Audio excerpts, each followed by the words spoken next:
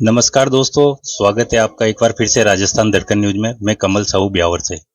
आज हम बात करेंगे एक ऐसे राजस्थानी लोकप्रिय संगीत की, जिसको आज भी एक ऐसी शख्सियत राजस्थानी लोक कलाकार श्री रामेश्वर जी अलवेला ने जीवित रख रखा था, जो कि आज हमारे बीच नहीं है। फिर भी उनके परिवार से और उनकी टीम ने आज भी इसको पुनर्जीवन दिया है। और इस संगीत को घूमर गैर नृत्य और ऐसे सांस्कृतिक कार्यक्रम जो किए जाते हैं राजस्थान में, उनमें हर जगह इसका उपयोग किया जाता है। इस गीत पे काफी लोगों के कदम थिरकते हैं। तो आइए हम इस विषय को लेकर चर्चा करते हैं राजस्थानी संगीत कलाकारों से। नमस्कार सर। नमस्ते सर। क्या शुभ नाम आपका? मैं रामदयाल साहू, रामेश्वर अलवेला का भतीजा हूँ। इस लोकप्रिय संगीत को लेकर आप क्या कहेंगे? ये जो राजस्थानी संगीत है, जो बहुत ही लोकप्रिय है आज के युग में राजस्थान में, इसको लेकर आप क्या कहेंगे? जी सर, ये पारंपरिक गीत है और ये कई सालों से और कई वर्षों से गाए जाते हैं। ज्यादातर घूमर गैर नृत्य जो होता है हमारे ब्यावर शहर में, उसमें काफी लोकप्रिय है। और ये पहले जो ये रंगरेजनी जो गीत है ना, ये पहले बिखरा हुआ गीत था। तो श्री रामेश्वर जी साहू ने इनको क्या है कि एकत्रित किया, मतलब कहीं से किसी बुजुर्गों से पूछ के। और मेरे दादी जी भी ये लोकगीत वगैरह गाया करती थी और वो बहुत अच्छी कलाकार थी। उन्हीं की प्रेरणा से रामेश्वर जी ने ये गायन विद्या, ये कला सीखी है और उन्हीं से हमें मिली है। ये समझ लो ये हमारी पारंपरिक क्या। और ये जो गीत है रंगरेजनी, ये बहुत ही लोकप्रिय रामेश्वर जी ने ही किया है। और जब भी ये गीत गाया जाता है तो ये समझ लीजिए किसी के पाँव रुकते नहीं है और सब नाचने पे मजबूर हो जाते हैं। और इस गाने की ये विशेषता है कि ये रंगरेजनी जो कलाकार होती है, जैसे एक कल्पना है कवि की, तो ये इसका श्रृंगार पगों से नीचे से स्टार्ट किया गया है। जैसे रंगरेजनी हाय रंगरेजनी ये थारे पगलिया में पायल बाजे, थारे घुमेरदा लेंगो, ऐस ठेठ शीश से और पूरी सुंदरता लेडीज की बखान की गई है। और ये हर नृत्य और ब्याह शादी में तो खूब चल रहा है अभी, जब से इन्होंने गाया है। बहुत फेमस किया है उन्होंने। और उन्हीं की प्रेरणा से हम 4-5 कलाकार ब्यावर के हैं जो बस उनकी प्रेरणा पे चलते हैं। और भी इनके परिवार से हमारे साथ मौजूद है, उनसे भी हम चर्चा करेंगे इस गीत के बारे में। नमस्कार सर। नमस्कार साहब। क्या शुभ नाम आपका? दामोदर प्रसाद साहू। आप इस गीत को लेकर क्या कहेंगे? और इस प्रकार के इस एल्बम में और कितने गीत बने हुए हैं? ये जो रिकॉर्डिंग की है हमने 3 साल इसकी मेहनत की है रंगरेजनी की। इसमें कम से कम छह लोकगीत है जो बड़े ही पॉपुलर हो चुके हैं और अच्छे चल रहे हैं। ये ब्याह शादी वगैरह सुंदरता कब कोई भी परिवार में या कहीं पे भी सुन सकते हैं। परिवार की बहन बेटी वगैरह सब सुन सकती है इनमें। इतने लोकप्रिय गीत, वो क्या 3 साल की हमारी मेहनत है हमारे चाचा जी की। या और जैसा कि आपने देखा, इनके मुख जबानी आपने सुना है, इस गीत का व्याख्यान क्या है और इसको किस प्रकार से नारी की सुंदरता पे बनाया गया है। और इस गीत को काफी फागुन के महीने में उपयोग किया जाता है। और इसी चीज को लेकर हम चर्चा करेंगे। एक भजन कलाकार हमारे साथ में जुड़े हुए हैं, ताराचंद जी साहू, उनसे। नमस्कार सर। नमस्कार सर। सर, इस गीत के बारे में आप क्या कहेंगे, जिस प्रकार से ये लोकप्रिय है और जिस प्रकार से आप पूरी टीम के साथ में इनका साथ देके घूमर गए नित्य में सब जगह इसका आयोजन करते हैं? रंगरेजनी गीत एक ऐसा गीत है कि होली का जैसे ही पर्व पास आता है और इस रिकॉर्डिंग को सुनने के लिए बेताब हो जाते हैं लोग। और इस परंपरा को सुचारू रूप से रखने के लिए साहू समाज से हम भी इस गीत को गाने में, कई प्रोग्रामों में इस धुन को, इस गीत को हम गाते हैं। और हम यही चाहते हैं कि रामेश्वर जी अलवेला की ये चीज हमारे बीच जिंदा रहे, क्योंकि उन्हीं की प्रेरणा से और उन्हीं के आशीर्वाद से हम इस चीज को आगे बढ़ाने की कोशिश कर रहे हैं। और ये कोई भी शादी समारोह, कोई भी सांस्कृतिक कार्यक्रम हो, उसमें अगर ये गीत नहीं चले तो मेरे हिसाब से शायद वो कार्यक्रम अधूरा ही रहता है।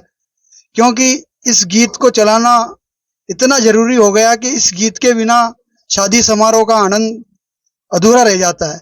इसीलिए इस गीत को इस तरह से संजोया गया है। इस परंपरा को हम सुचारू रखने की कोशिश करेंगे और उनके आशीर्वाद से इस चीज को जिंदा रखने की भी कोशिश करेंगे। सर जैसा कि देखा गया कि रामेश्वर जी अलवेला के द्वारा इस एल्बम को वापस पुनर्जीवन दिया गया, उसी प्रकार से रामेश्वर जी अलवेला को इन राजस्थानी संगीत को लेकर कोहिनूर भी कहा जाता है राजस्थान का, उसके बारे में आप क्या कहेंगे? कोहिनूर तो साहब वो थे ही, क्योंकि आकाशवाणी सिंगर में वहां भी उन्होंने इस लोकगीत को फिल्माया, और ऐसे कई राजस्थानी लोकगीत आज भी हमारे बीच में उनके हैं, और उन गीतों को लोग सुनने के लिए बेताब रहते थे। लेकिन आज विधि का विधान के हिसाब से वो हमारे बीच में नहीं है, लेकिन कोशिश यही करेंगे कि उनकी परंपरा को हम जिंदा रखेंगे, और उनकी संस्कारों से हमें कुछ सीखने का मौका मिला है उसे हम कायम रखेंगे। साथ ही ओम प्रकाश जी साहू से हम बात करेंगे कि राजस्थानी संगीत और अलबेला टीम को लेकर ये क्या कहेंगे कि अलबेला टीम के द्वारा ये जो संगीत गाया जाता है उसको काफी लोग इसको पसंद करते हैं, और मतलब घूमर गैर नृत्य वगैरह का आयोजन में ये टीम गाती है तो लोगों की भीड़ अधिक से अधिक संख्या में उनको देखने के लिए उमड़ती है। इनके बारे में क्या कहेंगे, इनसे जानकारी लेते हैं। सबसे पहले तो धन्यवाद है आपका चैनल का, जो आपने आके हमें इस रंगनेजनी के बारे में और बताने के बारे में आपने अवगत कराया, उसके लिए चैनल का धन्यवाद है।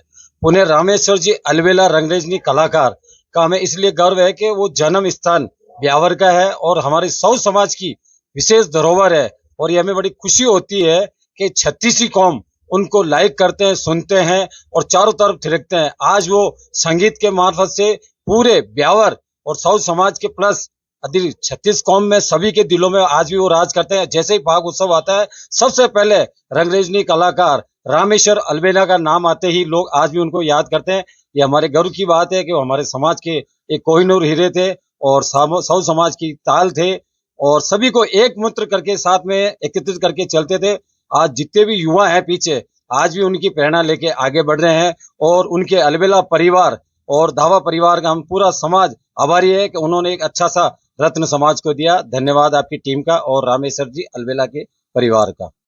और रामदयाल जी से हम जानकारी प्राप्त करेंगे कि रामेश्वर जी अलवेला को ये लोक संगीत की प्रेरणा कहाँ से मिली, इनके आदर्श गुरु कौन थे और इनका आगे का क्या मकसद था लोक संगीतों को लेकर। नमस्ते सर।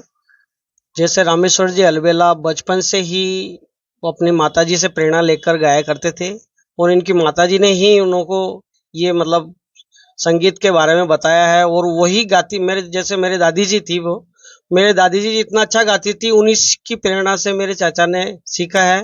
और वो 14 साल की उम्र में ही जैसे स्टेट विनर बन गए थे, और वहीं से आकाशवाणी कलाकार की उनकी यात्रा शुरू हुई थी। उन्हें कम से कम 35 साल तक आकाशवाणी केंद्र जयपुर में गाया है। कई लोकगीत आते थे उनसे गौरबंद में, या दिन को जो राजस्थानी सॉन्ग आते थे उन्हीं में सारे गीत रामेश्वर अलवेला का आया करते थे।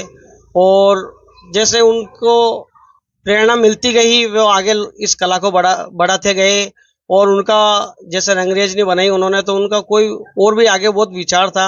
उनके कई एल्बम तैयार हुए हो रखे थे, लेकिन अब ईश्वर की कृपा से या ईश्वर की इच्छा नहीं थी तो वो आगे एल्बम नहीं बन सके। लेकिन उन्होंने इस राजस्थानी गायन में बहुत अच्छा प्रयास किया था, और ब्यावर के खूब कलाकार ऐसे हैं जो उनकी प्रेरणा से चलते हैं क्या, और उनको अपना गुरु मानते हैं। उन्होंने कला के क्षेत्र में जैसे संगीत में भी ही अपना नाम किया, तो वैसे ही आर्ट के अंदर भी उन्होंने अपना नाम किया था, और पिछवाई शैली उन्हीं की देन है ब्यावर में। उन्होंने ही आर्टिस्ट दुनिया में भी ही पिछवाई जो शैली होती है पेंटिंग में, वही लेके आए थे, और उनको काफी समझ लो वो भगवान की एक उनको गॉड गिफ्ट थी, संगीत में और आर्ट में दोनों में ही। और ये अभी कोविड का जमाना गया है, तो उनकी अंतिम इच्छा भी हम पूरी नहीं कर पा रहे हैं। उनके 2-3 एल्बम ऐसे बने हुए हैं, लेकिन वो पूरे नहीं हो पाए। उनके लिखे हुए भी कई गीत हैं, और उन्होंने कम से कम वीणा कैसेट पे हजारों गाने दिए हैं।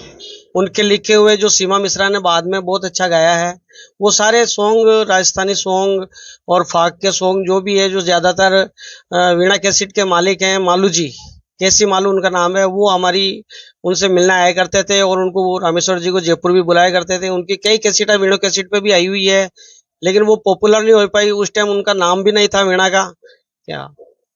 बस मैं तो यही चाहता हूँ कि ये कला आगे बढ़ती रहे, और वो हमारे गुरु थे, हम उनकी प्रेरणा पे चलते रहे। बहुत बहुत धन्यवाद आपका हमारे साथ बने रहने के लिए। राजस्थान धड़कन न्यूज से स्टेट ब्यूरो चीफ कमल साहू।